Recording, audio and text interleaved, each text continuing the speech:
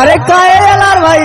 अरे का आजाद भाई का हाल बा हो? अरे मर्दे तोके जब देखिला हम हाँ तब तो यार बाहर कौनो ये भौजाई के चक्कर तो कौनो वो भौजाई के चक्कर। और ठीक है भाई, लेकिन एक बात और बताई, बताओ। आजकल देखा थे कि सुभाष भैया वो के पीछे तो ढेर पड़ल है। अरे तो का करी जनता बड़ा आजकल जवन मजा दूसरे में मिलेला, अपने में नहीं मिलेला ना। अरे तनी बताओ। भाई सुना सुनावा। अरे जवन मजा दूसरे के में हरिया में तवन मजा अपने में नहीं बा। ओह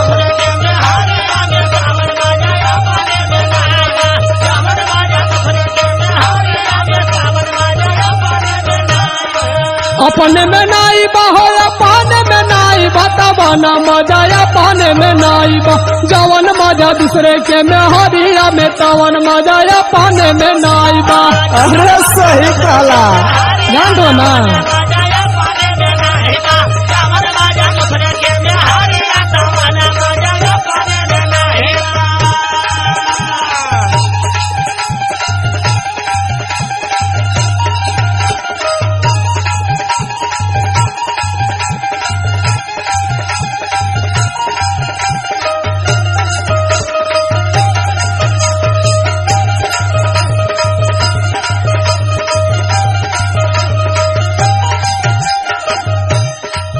तनी देख संभार के नाता जब आपन मेहरारू जान जाई ना।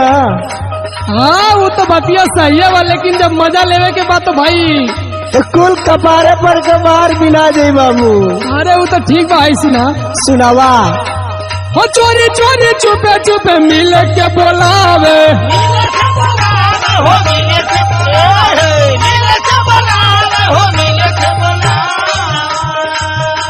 हम मिला के बात भैया बड़ा मजा आवे।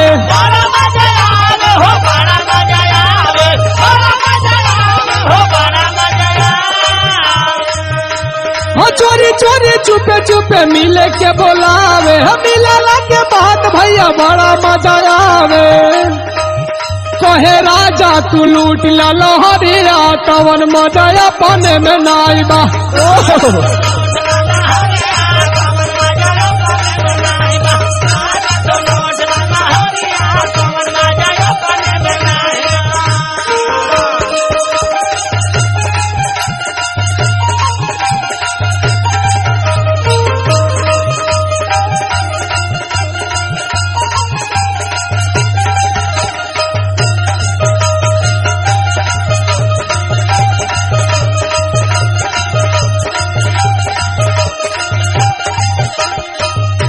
और जान था जब फोन करे तो कितना बढ़िया लागेला।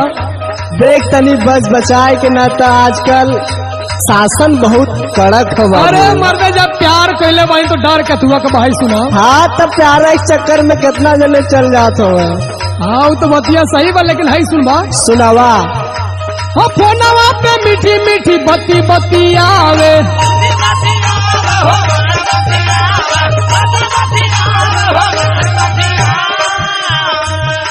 हो जब हम बोलाई मिले भागल चली आवे।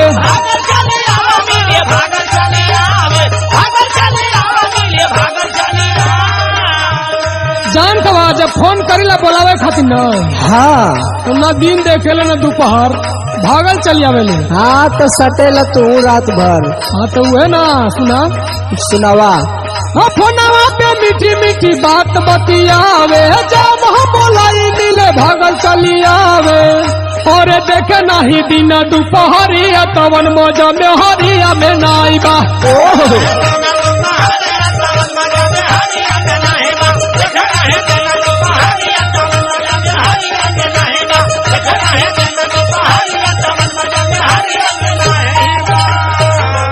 सही कहले भाई।